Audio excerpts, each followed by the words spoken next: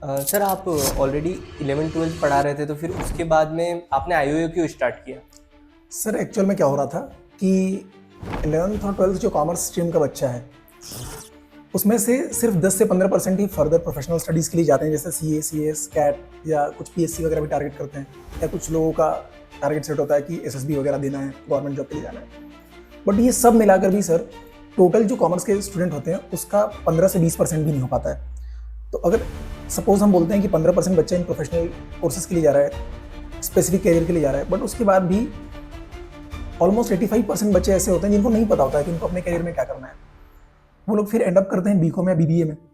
और 3-4 साल बाद उनको समझ में आता है कि 3-4 साल बीत गए और कुछ वैसा वैल्यूएबल वो लोग नहीं सीख पाए जिसका उनके करियर पे कोई खासा इम्पैक्ट हो। तो ये एक बड़ा ड्रॉबैक था मार्केट में। तो इसको फुलफिल करने के लिए हम फिर एक ऐसा कोर्स लेकर आए जो बच्चों को प्रॉपर स्किल सेट के साथ तैयार करे कि सिर्फ बीकॉम और बीबीए के दम पे जो उनको अच्छा करियर नहीं मिल पा रहा था, तो इन स्किल्स के बेस पर वो एक अच्छा करियर ऑप्ट कर पाएंगे।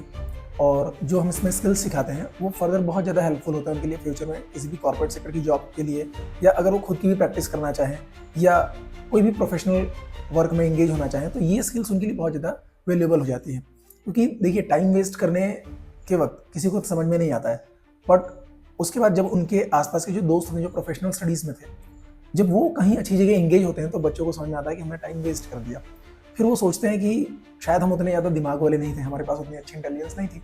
तो फिर एक ऐसा प्रैक्टिकल कोर्स चाहिए था जिसके लिए उतनी ज़्यादा इंटेलिजेंस की रिक्वायरमेंट नहीं है। मतलब अगर एक एवरेज माइंडसेट का बच्चा है जो सीए टारगेट नहीं करता, जो डरता है, बट फिर भी अगर फाइनेंस में, अकाउंटिंग में अच्छा करियर बनना चाहता है, तो उसके लिए एक ऑप्शन होना चाहिए था, और वही ऑप्शन लेकर आया है इंस्टीट्यूट ऑफ अकाउंटिंग।